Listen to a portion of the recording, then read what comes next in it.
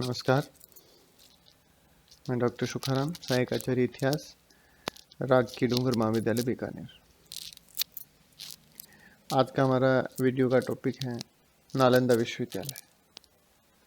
प्राचीन भारतीय इतिहास में तक्षशिला और नालंदा दो प्रमुख विश्वविद्यालय थे। उसमें से एक नालंदा पर आज हम चर्चा करेंगे।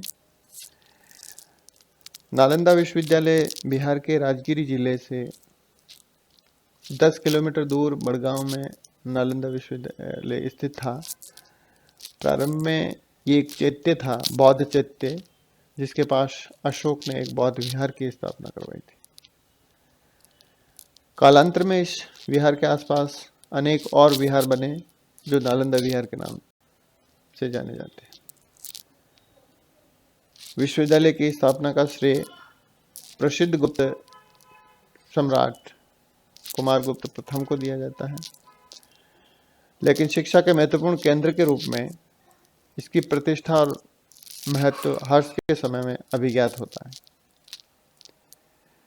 ह्वेनसांग के विवरण से ज्ञात होता है कि तत्कालीन शासक ने इसके संचालन के लिए 100 गांव प्रदान किए थे और इन 100 गांवों से होने वाली आय से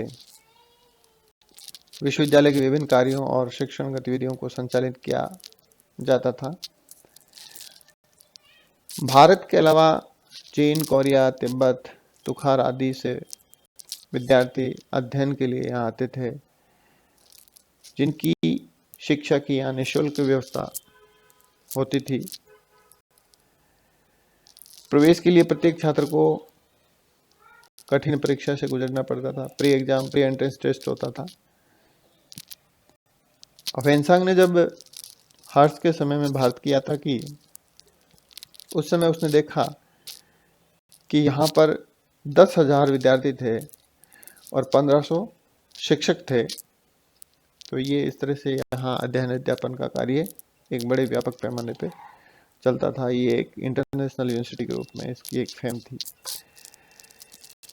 ह्वेनसांग की जीवनी से ज्ञात होता है कि यहाँ के पाठ्यक्रम में मुख्यतः महायान साहित्य था और इसके अलावा बौद्ध संप्रदायों के साहित्य, हेतु विद्या, शब्द विद्या, चिकित्सा, अथर्ववेद तथा सांख्य आदि का अध्यापन यहाँ करवाया जाता था। इस समय यहाँ के कुलपति आचार्य शीलभद्र थे। हर्षवर्धन के समय में विश्वविद्यालय में एक विशाल पुस्तकालय भी था जिसको धर्म यज्ञ कहा जाता था। नाम धर्म यज्ञ। ये क्वेश्चन पूछा हुआ है कि नालंदा की लाइब्रेरी का क्या नाम था।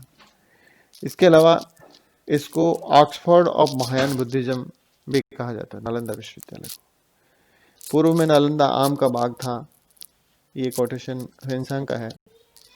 तो इस प्रकार हम देखते हैं कि गुप्त काल में प्रारंभ स्थापित ये विश्वविद्यालय, कुमारगुप्त प्रथम द्वारा स्थापित विश्वविद्यालय, हर्षवर्धन के काल में ये अपनी ऊंचाइयों पर था, लेकिन उसके बाद में इस विश्वविद्यालय की स्थितियां काफी समय तक तो ठीक रही, लेकिन बाद में हम देखते हैं कि मुस्लिम आक्रांताओं ने अंत में बख्तियार खिलजी, जो जिसका नाम मुख्य रूप से नालंदा से जोड़ा जाता है, जिसने दिल्ली सल्तनत की स्थापना से पूर्व या उसके साथ ही इस विश्वविद्यालय पर हमला किया और यहाँ के पुस्तकालय को जला करके नष्ट भ्रष्ट कर दिया। तो इस प्रकार इसका इतिहास भी इसी के साथ दफन हो गया। Thank you.